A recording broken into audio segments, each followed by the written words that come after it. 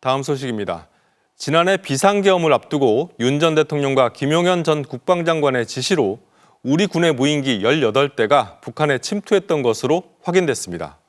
비상계엄 선포를 위한 도발이었다는 게 특검팀의 결론인데 북한 기종을 본뜬 무인기를 준비했던 사실도 새롭게 드러났습니다.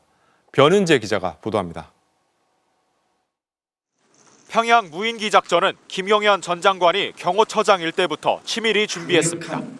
먼저 작년 5월 육사 후배를 드론 사령관으로 앉힌 뒤 지휘 계통을 무시하고 작전 계획을 만들라고 지시했습니다.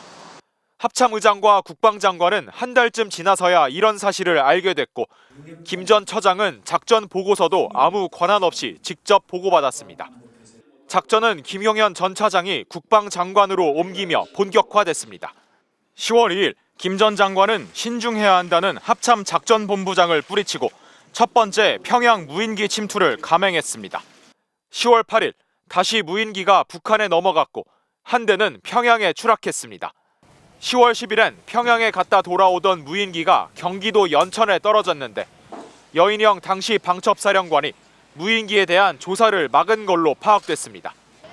특검 조사 결과 10월 2일부터 11월 18일까지 우리 군의 무인기 18대가 북한에 들어갔고 평양은 물론 김정은 위원장의 고향인 원산과 해군 기지가 있는 남포 그리고 개성까지 침투한 것으로 조사됐습니다.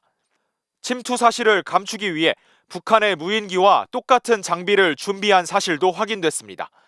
2016년 국내에 넘어왔다 추락한 북한 무인기의 복제품을 국방과학연구소에서 넘겨받고 드론사는 북한 무인기를 활용하기 위한 전담팀까지 꾸렸던 걸로 드러났습니다. 하지만 성능 부족으로 북한에 보내지는 못했고 김 전 장관은 이후 무인기가 아닌 오물풍선 타격으로 방향을 바꿨습니다. 10월 27일 김 전 장관은 북한 오물풍선에 대한 경고 사격에 반대한 당시 지상작전 사령관에게 대통령과도 얘기했다며 왜 그렇게 겁이 많냐고 질책한 것으로 조사됐습니다. 북한이 오물풍선을 띄운 11월 18일과 28일엔 경고 사격을 넘어 원점 타격을 지시했습니다. 윤석열 정부는 당시 국가안전보장회의를 거쳐 오물풍선 대응으로 대북 확성기 방송만을 결정했는데 특검은 원점 타격 시도는 정전협정 위반은 물론 자위권 행사 요건도 충족하지 않았다며 계엄을 위한 도발 유도로 결론 냈습니다.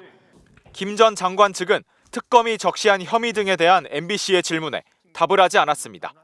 MBC 뉴스 변윤재입니다.